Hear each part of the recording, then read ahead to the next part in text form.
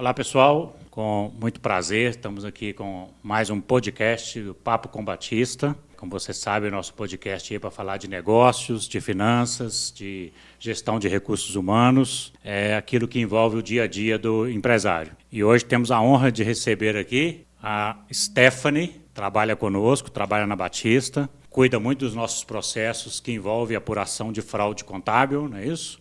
E é o nosso assunto de hoje, né?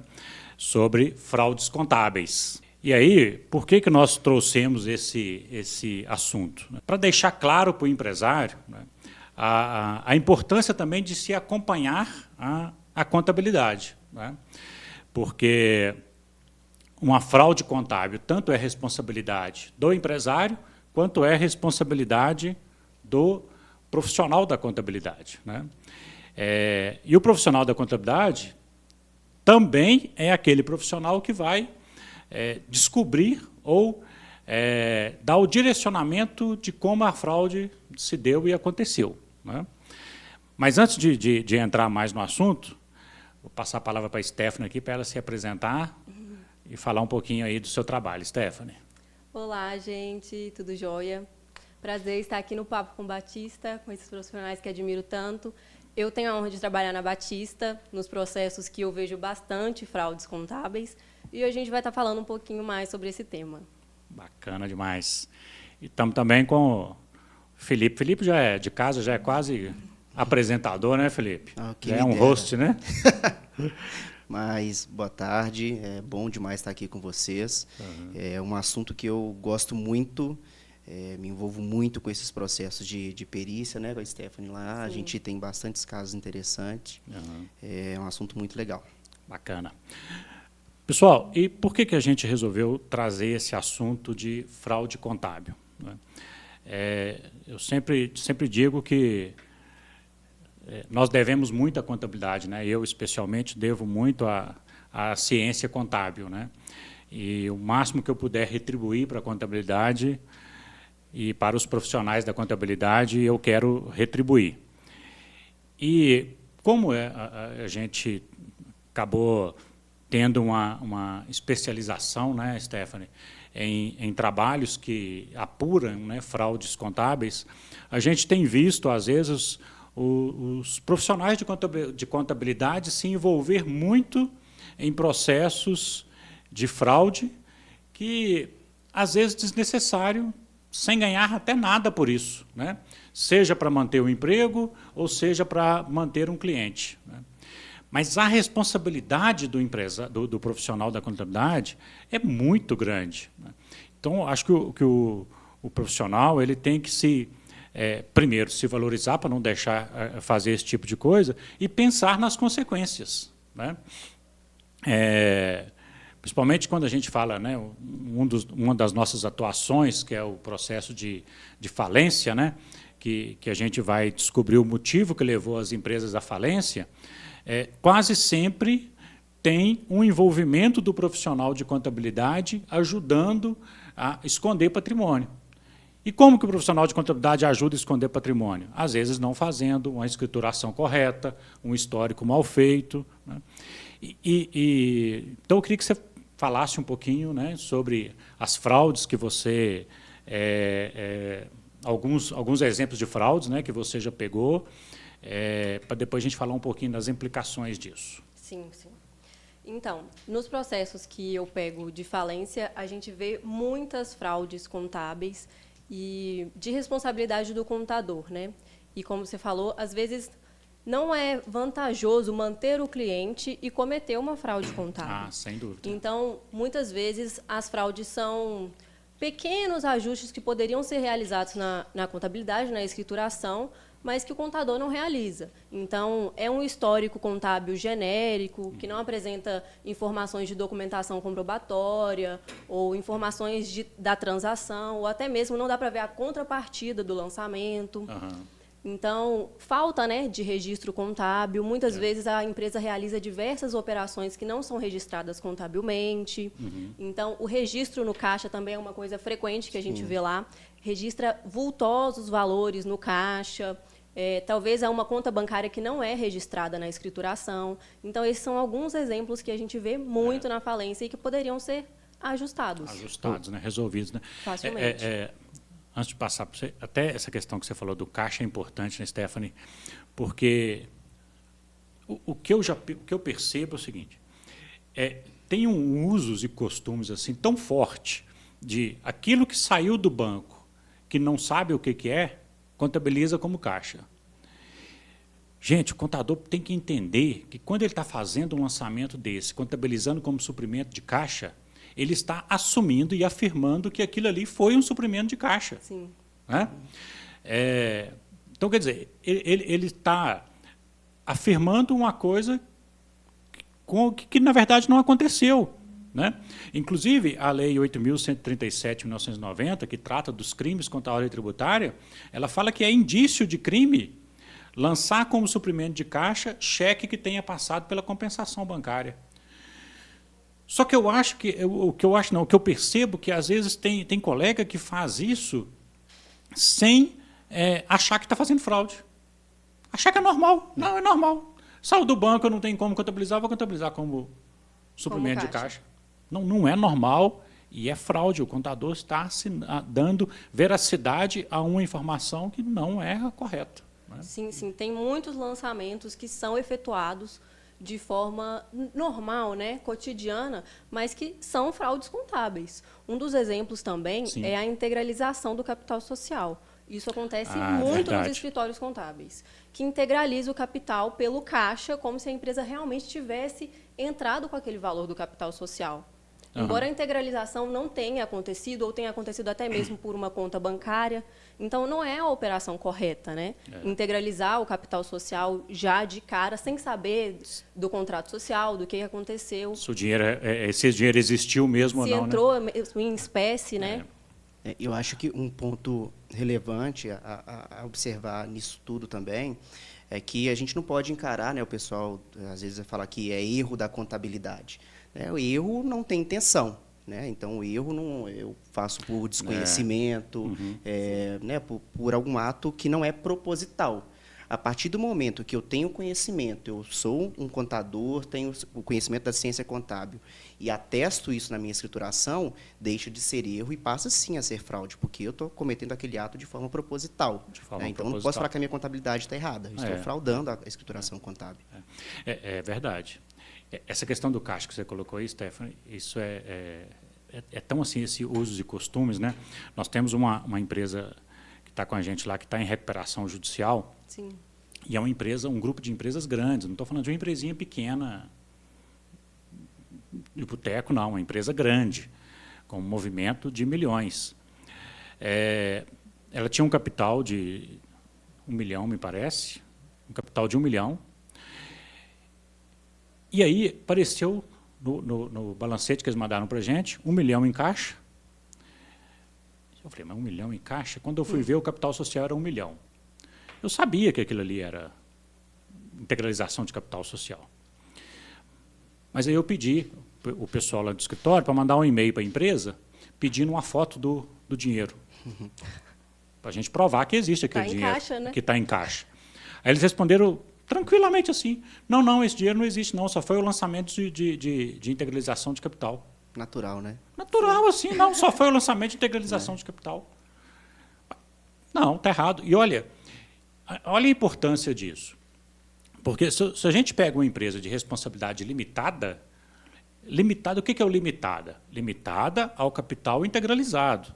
Sim. Se o sócio não integralizou o capital, a responsabilidade é ilimitada. Sim. E aí vai o contador lá e fala que ele integralizou.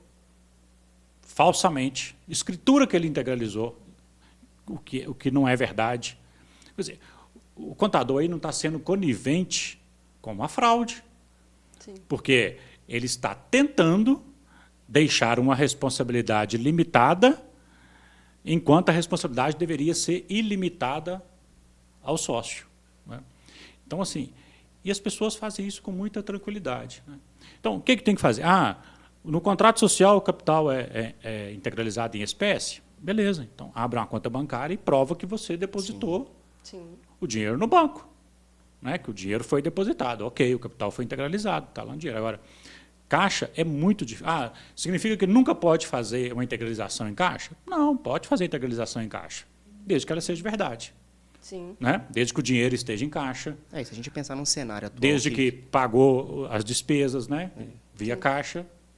Só dizer que no cenário atual que dificilmente as pessoas movimentam recursos em espécie, isso não vai acontecer. A gente não anda com dinheiro, nem a gente, pessoa física, anda com dinheiro em espécie. Quem tem mas... $1 milhão no caixa? Né? Quem que vai deixar um dinheiro parado? Né? É no mínimo temerário, né? Temerário. E esses são só um dos exemplos que acontece na conta Sim. caixa. A conta caixa acontece diversas fraudes contábeis. Seja essa do capital social, seja pagamento de salário de colaborador, que talvez até mesmo foi realizado em uma conta bancária que a empresa não registra na escrituração. Ou uma conta bancária pessoal do sócio, que eu estava até falando com o Felipe hoje. Isso é comum também nas empresas, de fazer essa confusão patrimonial, de achar que a conta pessoal, né, a conta da pessoa física, pode ser movimentada com recurso da pessoa jurídica e vice-versa, e não. Então, esses são um dos exemplos que acontece na conta caixa, né? Stephanie, você acha que como que você acha que a formação do profissional de contabilidade hoje, você formou quanto? Eu formei em 2022, junho de 2022. Está pertinho, então. Então está ótimo. A pergunta vai ser ótima para você. Você acha que a formação hoje do profissional contábil ajuda nessa detecção da fraude? Kleber, não acho. Eu acho que algumas coisas poderiam ser modificadas no ensino da graduação. A gente sai da faculdade muito cru em aplicabilidade mesmo da contabilidade no dia a dia contábil. Então, o que a gente vê na faculdade não necessariamente aplica no dia a dia de um escritório contábil, seja ele só de contabilidade, de perícia, entende? Então, é uma matéria muito genérica e que muitas matérias são enormes, então não aprofunda muito. Então, no dia a dia mesmo que você vai aprender, é no escritório contábil, é no escritório de perícia, é trabalhando em diversos contabilidades, escritórios, que você vai conseguir ter essa malícia de identificar as fraudes contábeis. Mas a faculdade passa uma visão superficial. Porque aí que a gente vai entender mesmo a função das contas, né? Sim. A gente até gravou um podcast sobre gestão de RH, que a gente estava falando sobre essa questão da formação, né? Da deficiência na formação. Sim. Né? E isso a gente acredita que é geral, né? Do profissional da contabilidade, né? De quase todas as áreas, né? Só uma questão também nessa questão do ensino. O que a gente percebe lá no escritório, quando nós vamos, né, pegar as pessoas para poder fazer esse trabalho de investigação de fraude, é que as pessoas não conseguem entender muito bem qual a natureza das contas, né? O que cada fato contábil significa. Então, fica muito engessado naquela questão da faculdade. Débito aqui, crédito ali, né? Aquela questão de partidas dobradas da contabilidade, mas qual que é o reflexo daquele registro? A pessoa não consegue explicar. Saber realmente a função e funcionamento das contas. Exatamente. Né? Essa questão de entender o reflexo de cada operação, isso não é passado nas graduações, né? E isso é importante no nosso dia a dia. Está muito ligado à análise, né, das demonstrações, Sim, né? sim. E acaba que a análise das demonstrações, normalmente na graduação, você faz copia a fórmula, né? Sim, Substitui super os números comum na na fórmula. graduação a gente elaborar uma demonstração, né? Então a gente elabora lá o balanço, vê se vai bater, elabora a DRE, vê quanto que vai apurar. Mas assim, fazer uma análise mesmo da demonstração, conta por conta, sabe? Colocar alguns índices, isso não acontece. Não, e outra coisa, a gente costuma ver emabração de demonstração quando com empresa em prejuízo. Dificilmente os professores passam demonstração contábil de empresa empresa com lucro, né? Com prejuízo é difícil de ver o pessoal analisar, né? E hoje, na nossa realidade, o que nós mais analisamos são empresas com cenário deficitário. Deficitário, com passiva descoberta, né? Sim. Stephanie, Quando você está desenvolvendo lá o trabalho de perícia, né, que você está fazendo uma perícia, quais são aqueles indicadores assim que te chamam a atenção, que tem alguma coisa errada naquela escrituração, que pode ter ali alguma fraude, que você acha que precisa aprofundar um pouquinho ali? Sim. Alguns lançamentos assim que normalmente são indícios de fraude, eu percebo muito que lançamentos de ajustes de saldo. Isso tem acontecido já em alguns trabalhos, que o contador ajusta saldo, talvez até mesmo na mudança de contabilidade do cliente, ou um período que o cliente deixou de mandar uma determinada documentação. Então, tem muito esses ajustes de saldo que, assim, é batata. Tem fraude contábil ali, entendeu? Ajusta um saldo... Porque assim, não tem lógica, né? Não existe ajustar saldo, né? E aí ajusta o saldo e já manda lá para o prejuízo. A compensação do ajuste é o prejuízo. Então, assim, além desses ajustes de saldo, tem muitos lançamentos que são lançados para valores não identificados, só que a conta de valores não identificados depois é abatida com outras contas. Do nada, né? A operação não faz sentido. Ou faz um ajuste nela, né? E zera, né? Exato. É o ajuste, a operação não faz sentido. Tem muitos lançamentos também que são realizados sem um histórico contábil, sem uma informação da operação. Então, muitos lançamentos que transitam a valores altos, mas qual operação foi realizada ali, né? Então, esses são uns exemplos de fraude que acontecem na maioria das vezes. Né? Essa questão que você falou de ajuste é até importante, que eu até queria chamar a atenção aí para o colega profissional que está nos ouvindo aí. Porque é muito comum, né, as pessoas, às vezes, assumir uma contabilidade, que está vindo de outra em contabilidade, e aí o balanço vem todo cheio de coisa, e fala, não, vou colocar o balanço certinho, e faz lá os lançamentos de ajustes. A gente teve uma perícia tributária que nós pegamos, que o contador fez isso, né? Ele assumiu uma empresa e fez vários lançamentos de ajuste em clientes, em estoque, em fornecedores, para deixar tudo certinho. E entregou o SPED contábil com todos esses ajustes. E aí, colegas, que a gente tem que tomar cuidado, né? O que aconteceu? O fisco estadual pegou esse SPED contábil, viu que tinha lançamento de ajuste no estoque, lançamento de ajuste no caixa, em clientes. Ele recompôs as contas e colocou o seguinte, não, se tem lançamento de ajuste no estoque, é porque vendeu sem nota. Então, ele recompôs a receita. Se saiu dinheiro do caixa, é porque entrou... se fez ajuste no caixa, diminuindo o caixa, é porque entrou receita que não foi contabilizada. Ele trouxe essa receita. Ou seja, ele pegou todas as contas que foram feitas ajustes, recompôs essas contas e determinou um valor da receita, que tinha deixado de ser declarada, por isso que houve lançamento de ajustes, e tributou. Então, ele achou uma receita de mais ou menos 80 milhões, tributou, a tributação com a multa, né, que é maior, 150%, deu um tributo de 21 milhões de ICMS, e aí ele mandou, o fisco mandou para a empresa pagar, o sócio como responsável, e o contador como responsável solidário. Nossa. O contador recebeu uma guia para pagar de 21 milhões. Se ele pagasse com 30 dias, caía para 11. Não resolvia nada. Né? Resolvia nada, porque não ia dar para pagar com os 30 dias também. Então, colegas, essa questão que a Stephanie colocou de lançamento de ajuste, cuidado com isso. Lá na Batista, o que a gente tem feito? Agora mesmo nós estamos com um caso desse, uma contabilidade que chegou para a gente balanço todo vacalhado. Estoque não bate, clientes não batem, nada está batendo. Nós não vamos fazer ajuste.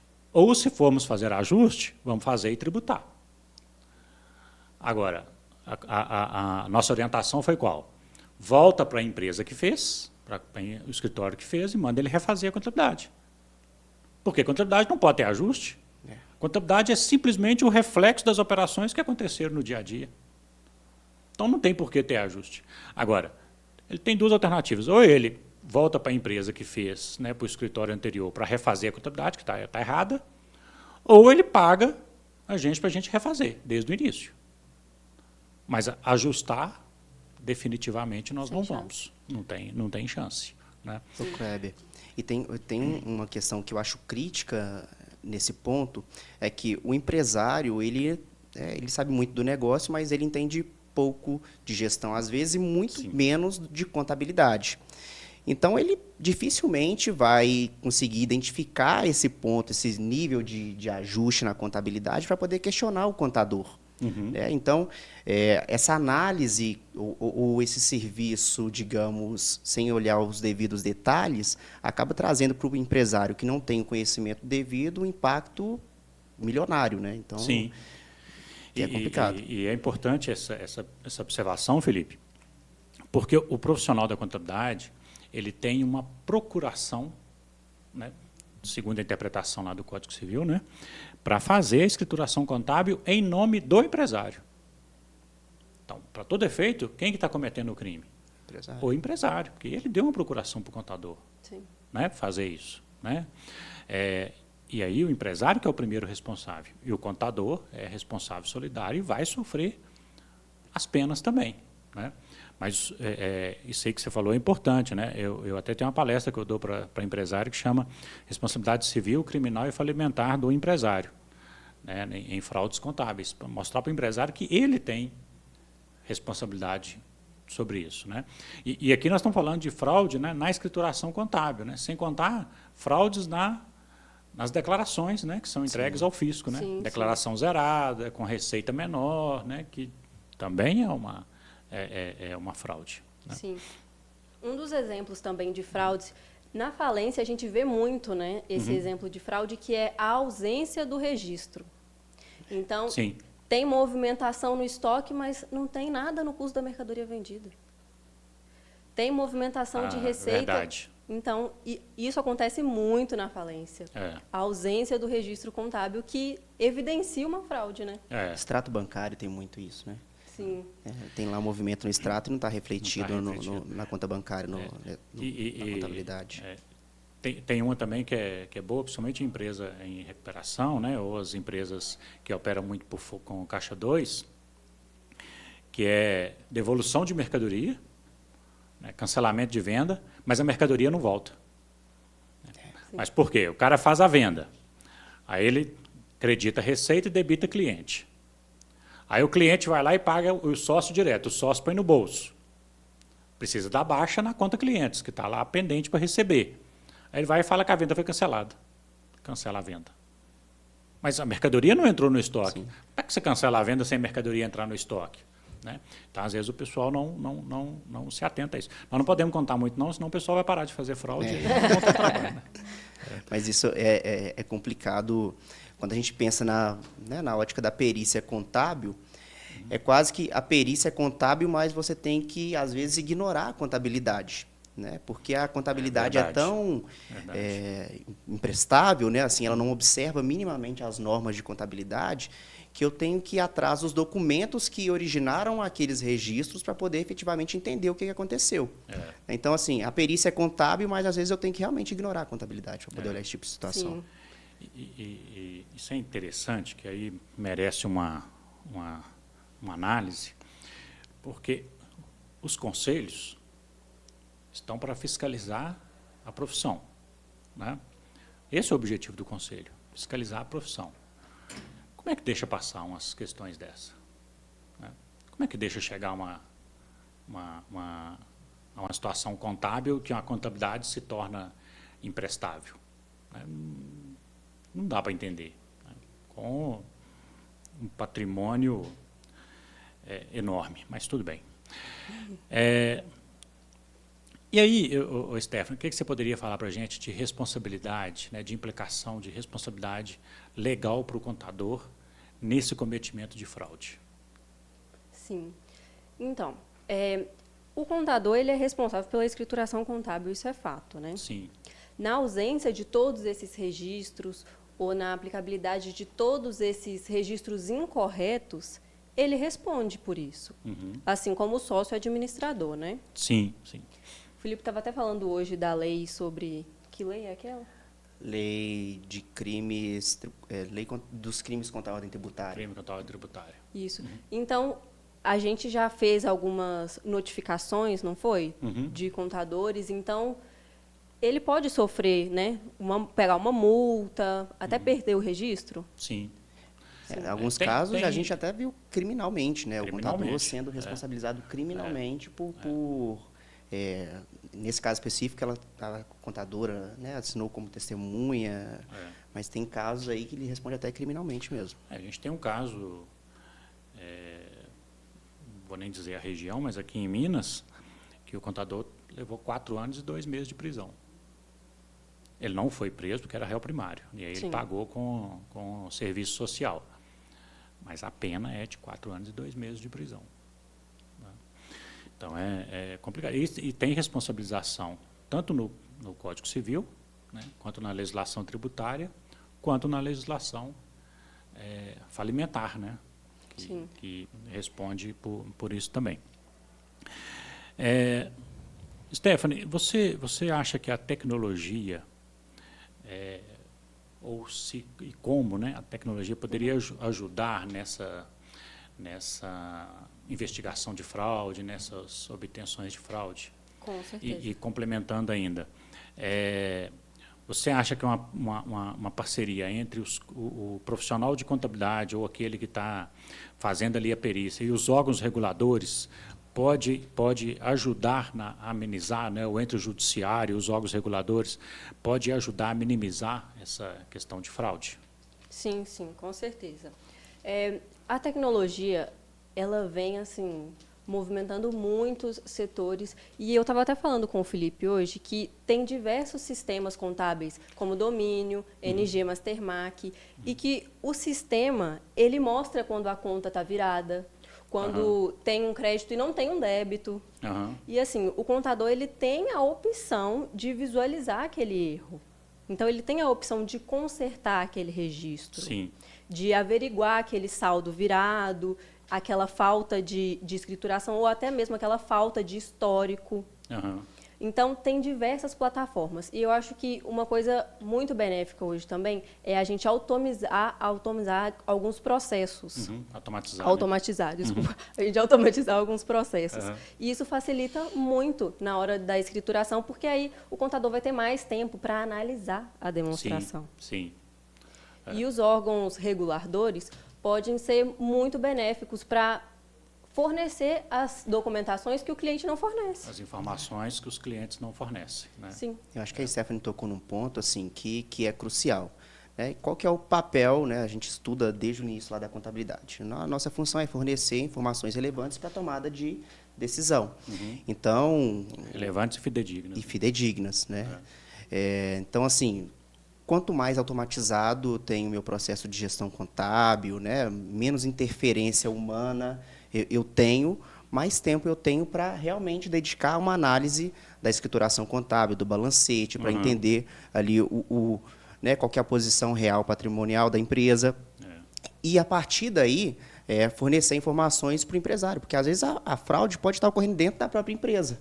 Né? Eu posso, a partir de uma análise minuciosa ali da escrituração, do balancete, identificar algum desvio e ter que informar o empresário que ele está sendo lesado em algum setor da empresa. Né? Então, eu acho que a tecnologia ela agrega nesse sentido e ela otimiza o tempo do contador para poder dedicar nesse tipo de análise. Isso é importante, Felipe, você fazer esse comentário, porque nem sempre, né? E a gente não está aqui falando também que só o contador comete fraude. Sim. Né? Às vezes o contador comete pelo conhecimento que ele tem. Né? Mas, às vezes, a fraude existe dentro da empresa. Sim. E o contador tem condição de detectar essa fraude. Né? Uma conta de estoque muito elevada. Né?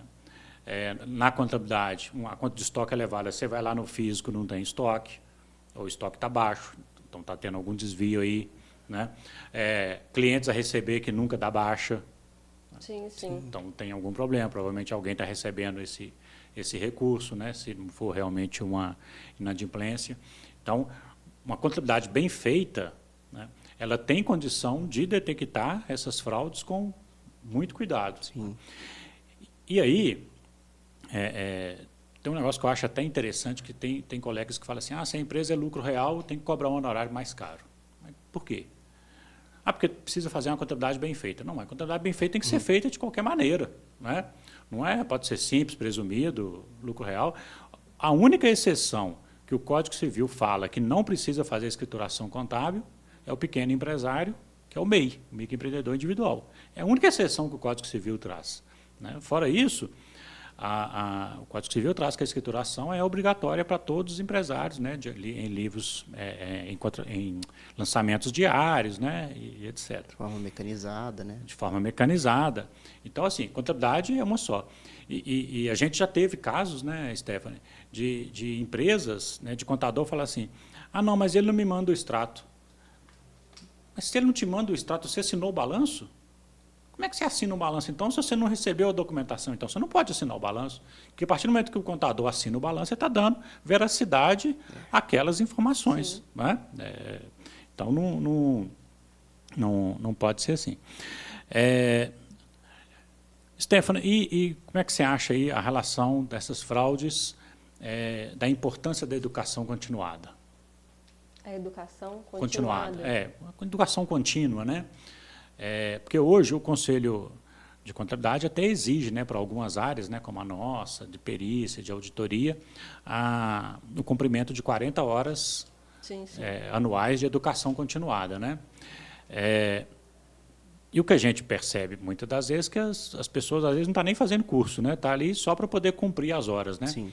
Eu já fui em muitos cursos que as pessoas levam o notebook, continuam trabalhando normal, esperando das 18 horas para pegar o certificado. Agora é pior, porque é só você deixar o link. Agora é online, você deixa ligado lá e pronto, também não está preocupado com isso. Então, falar. Conhecimento nunca é suficiente, Não vai acontecer sempre... Eu nem ocupo espaço, Exato. Não vai acontecer sempre as mesmas fraudes contábeis, os mesmos lançamentos nas mesmas contas. Então, assim como a contabilidade muda, a fraude muda também. Então, você precisa estar sempre se atualizando, buscando formas de analisar diferente aquela demonstração, outras visões, até mesmo... O regime da empresa pode mudar a análise da escrituração que você faz, a atividade da empresa muda completamente. Então, tem sempre que estar buscando mais informações, porque as fraudes vão mudando, vão modificando. E é verdade, já está chegando aí as fraudes com moeda virtual, Moeda. Os bitcoins e companhia, Sim.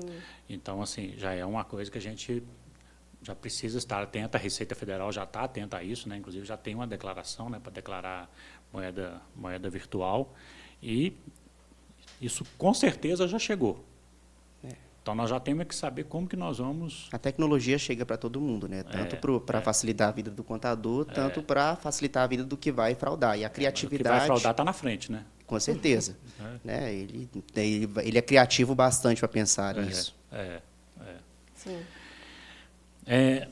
E quais os principais obstáculos assim que você enfrenta, Stephanie, num trabalho de investigação de fraude ou que detecta uma fraude? Olha, sem sombra de dúvida, a ausência de documentação. Lançamentos sem documentos, Isso. Lançamentos sem documento, ausência da documentação comprobatória mesmo daquele lançamento. Isso é o que mais a gente vê. Eu acho que só um ponto antes disso, uma questão que facilita muito o lado do fraudador é a desorganização. Porque, além de faltar documento, quanto mais desorganizado, mais difícil é para a gente detectar a fraude. Então, eu acrescentaria aí que, além da ausência de documentação, acho que a desorganização é um obstáculo. Porque quanto mais desorganizado, mais difícil fica da gente conseguir identificar. Com certeza. Num período curto, muda de contabilidade muitas vezes, muda o plano de contas. Então, tem vários ajustes de lançamentos. Então, a desorganização, ela tem uma fraude. Tem uma... É proposital. Proposital, essa questão que você colocou aí, Stephanie, da falta de documento, Isso é importante também para os colegas aí que estão nos ouvindo, que é outra coisa que é muito de usos e costumes, de fazer lançamento sem ter um documento que respalda. Isso não deve ser feito de maneira nenhuma. O contador tem que colocar na cabeça e entender que quando ele faz um lançamento, ele está dando veracidade àquilo que ele está dizendo. Ele está dizendo que aquilo ali efetivamente aconteceu. Então, saiu o dinheiro do caixa, eu não sei para que é, eu lancei como distribuição de lucro. Não, para ser distribuição de lucro tem que ter o recibo lá do sócio recebendo lucro. Eu lancei no caixa, tá, o dinheiro entrou no caixa, porque se não for, não pode lançar. Não lançar, não vou entregar o balancete. Não entrega. Né? O empresário tem que educar o empresário, né? Educar lá quem manda os documentos para mandar tudo certinho, né? Para fazer a escrituração. O problema é que, historicamente, né, a gente tem visto que dentro dos escritórios de contabilidade, o setor que mais fica de lado é exatamente o setor da escrituração contábil. Né? Porque o fiscal, às vezes, anda em dia porque dá multa. O pessoal também anda em dia porque tem que pagar os salários e dá multa. O contábil é o único que pode atrasar. E vai atrasando, atrasando, atrasando. Às vezes a empresa, o contador vai perguntar um negócio para o cliente que tem um ano e meio atrás. Não vai lembrar nunca. Né? O cliente não vai saber mais e o contador não tem nem coragem de perguntar, porque vai falar, poxa, mas agora você está fazendo? Né? Nós estamos em outubro, agora o cara vai começar a fazer contabilidade de janeiro e vai pegar uma dúvida lá de janeiro. Né? Isso é comum demais. Não vai conseguir. Né? Isso vai muito de encontro à questão que a Stephanie colocou de automatização da parte de escritório de contabilidade, né? Porque a gente vê na realidade de lá do escritório que o fiscal é massacrado, né? Pelo volume de declarações, o departamento pessoal. E aí, se você não tiver automatizado, você realmente vai ficar ali suprimido por esse ambiente de fiscal e pessoal e esquecer de dedicar à ciência contábil. Eu sempre digo, né, até dei uma palestra em Porto Alegre recente que eu estava dizendo o seguinte, que às vezes as pessoas falam que a contabilidade vai acabar, né, a profissão contábil vai acabar. Não, a profissão contábil não vai acabar. Mas contabilidade, ciência contábil, é isso que nós estamos discutindo aqui. É escrituração, é informações, é escrituração fidedigna, é o estudo da movimentação do patrimônio. O que o pessoal fala que vai acabar, por quê? Porque para o leigo, contabilidade é o quê? Mandar imposto e fazer folha de pagamento. Né? Então, isso vai acabar mesmo. Né? Nós estamos com uma fiscalização lá no escritório de um cliente que a gente está dando consultoria, nem é cliente nosso, a gente vai assumir a contabilidade dele, mas não assumimos ainda, que nós fizemos uma reunião com o fiscal e depois eu estava conversando com o fiscal assim, de maneira mais informal e falando com ele exatamente que a necessidade que tem dessa mudança. Né? Porque a gente faz a nota fiscal eletrônica, então o fisco sabe qual que é a sua receita. Aí a gente entrega a declaração para o fisco, informando quanto que a gente tem que pagar de imposto. Aí, no caso dessa empresa, a empresa entregou errada. Aí o fisco virou para a empresa e falou, não, sua declaração está errada, sua receita não foi essa. Pô, mas se você sabe qual que é a minha receita, então para que eu preciso declarar? Me manda a guia para eu pagar. Né? Aí a gente declara para ele dizer para a gente que está errado, para a gente poder consertar, para ele falar, não, agora está certo, agora está de acordo com o meu. É muito mais fácil, né? E eu acho que é o que vai acontecer do fisco mandar a guia.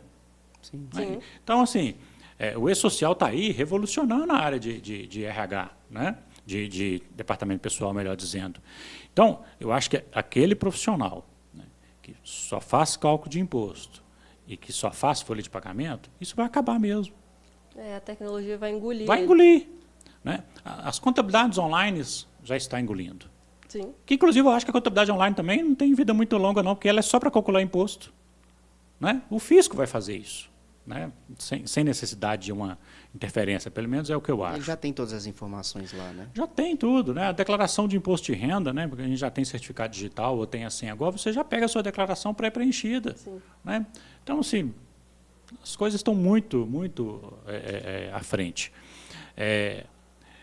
Mas contabilidade, analisar uma possibilidade de fraude dentro da organização, pegar uma fraude, fazer uma análise de uma empresa que fraudou, por exemplo, um lucro, né, ou que fraudou o seu ativo para poder obter uma linha de financiamento melhor, né, uma análise da evolução do capital de terceiros, que pode levar a empresa a uma dificuldade financeira ou até a falência. Né? Isso não tem como. Isso é o profissional da contabilidade que vai fazer. Né? E dizer porque dizer que a tecnologia vai acabar com a contabilidade é o mesmo que dizer que vai acabar a engenharia porque a máquina faz a obra. Mas a engenharia não é fazer a obra. A engenharia é o projeto, é pensar na estrutura, é o cálculo estrutural. Né? E a contabilidade é isso. Né? É a automatização de eu ir no supermercado, passar o código de barras no caixa. O caixa, já, aquilo ali, já além de dar o valor ali para eu pagar, né, para o cliente pagar, já fazer a contabilidade, já lançar a receita, já dar baixa no estoque, né, já lançar o valor a receber lá do cartão de crédito, da forma que eu estiver pagando, não preciso de eu fazer lançamento contábil de débito e crédito. O que eu preciso? Pegar essa demonstração depois e analisar. Né? Que esse é do profissional de contabilidade, que isso não vai acabar. Sim. Né? Então, assim, eu acho que esse papel do contador, né, que a gente está discutindo aqui, e os colegas que estão nos ouvindo têm que raciocinar um pouco sobre isso, que é o que vai prevalecer, né? Que é o que vai ficar para realmente a profissão contábil. Sim. Porque o restante tende realmente a desaparecer. Né? E eu acho que isso vai acabar acontecendo. E reeducar também o empresário para passar a ter essa mudança de visão também do profissional contábil. Né? Porque, às vezes, nós mesmos, enquanto contadores, passamos essa visão para o empresário. Né, que a gente é a pessoa que manda guia, que faz folha de pagamento, mas quantas vezes a gente manda guia, manda folha, mas não manda o balancete? Ou deixa de mandar uma análise do balancete. Como é que está indo o negócio do empresário? Não senta com o empresário para discutir o negócio dele, né, como é que está evoluindo, como é que não está. Né? E tem muitas fraudes, né, Stephanie, que às vezes acontece dentro das empresas, que uma contabilidade feita tempestivamente poderia detectar. Sim. Né? Sem chegar, às vezes, tão longe, né? como chega algumas fraudes, principalmente de roubo, né? No financeiro, né? Estoque, né? Etc. Muito bem. Bom, aí tem uma outra questão que nós já tratamos, né? Que é essa negligência do contador, né? A implicação dele para isso. Sim. Stephanie, o que você poderia deixar aí de considerações finais aí para o colega profissional que está nos ouvindo aí, partindo da sua experiência aí que você tem nessa área de detecção de fraude? Sim. A escrituração contábil, ela mostra a real condição, a real posição do patrimônio da empresa. Então, é necessário fazer uma análise tempo a tempo, apurando se a empresa está gerando boas receitas, qual o índice de liquidez daquela empresa, colocar alguns índices, seja EBITDA, alguns índices calculando mesmo, analisando a demonstração, ver a posição daquela empresa. Isso é necessário. Embora algumas contabilidades deixam para fazer isso quando a empresa já está apurando prejuízo, né? Desculpa, há um tempo. Então, é necessário fazer uma demonstração, acompanhar a demonstração, né? Uma ação preventiva, né? Isso. Né? Ao invés de deixar lá para ir para o buraco, né? Porque eu sempre digo o seguinte, o empresário, né? Como o Felipe colocou, né? Ele entende muito do negócio dele, mas entende pouco de gestão. E o profissional que ele procura é o contador. Às vezes não é um advogado, não é economista, não é administrador, é o contador. Então, acho que nós temos, inclusive, uma responsabilidade social, né, de ajudar esse empresário, porque a empresa, como diz a própria lei 11.101, né, a preservação da empresa para manutenção do emprego, né, manutenção da função social da empresa. Eu acho que nós, como contadores, temos a obrigação de ajudar esse empresário a se manter no mercado. Né, porque toda a sociedade se beneficia com isso. Com certeza. E você, Felipe? Bom, o que eu deixo de mensagem final hoje, Kleber, é para os contadores mesmos, partir de nós essa mudança de postura, né? De não ser somente o profissional que vai entregar o fiscal, o pessoal, né? Porque isso tende a acabar, mas focar no que é a essência da ciência contábil, né? Que é uma ciência social aplicada. Então, trazer os números para a realidade do empresário, mostrar qual que é o reflexo de cada indicador, porque a partir disso a gente vai começar a fazer um movimento aí de mudança de visão do profissional contábil, de não ser somente um profissional do fiscal, e sim um profissional realmente da ciência contábil. Não, perfeito. Eu queria deixar aí para os colegas o seguinte, quando a gente às vezes fala isso, né, que o contador tem que ajudar o empresário, né, na análise do seu negócio, na análise econômica, financeira, a primeira coisa que os colegas falam é assim, mas o empresário não paga para isso. O empresário só vai pagar para isso quando ele vê valor do trabalho do profissional. Enquanto o profissional estiver mandando tributo e folha de pagamento, ele não vai pagar mesmo, né? E para o empresário ver valor no contador, esse contador precisa se posicionar no mercado de alguma forma, né?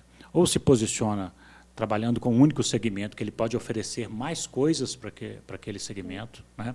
Ou ele se posiciona como uma contabilidade de grife, né? Que ele vai cobrar um honorário maior, mas também vai dar um atendimento melhor. Que a partir do momento que o empresário, que o contador se posicionar, ele tem condição de cobrar um honorário diferenciado. Agora, enquanto estiver na vala comum, não vai pagar mesmo. Vira commodity. Né? Vira commodity. Isso aí. Obrigado, Stephanie. Bom demais esse bate-papo. Né? Obrigada a vocês. Adorei ter vindo. Quero vir mais. Que bom. Hein? Pode estar convidada já. Tá bom. Fechou. Pessoal, obrigado. Esperamos aí ter contribuído aí com conhecimento, com insights para o dia a dia aí do profissional da contabilidade, né, para o gestor também, de forma geral. E até o próximo. Bye.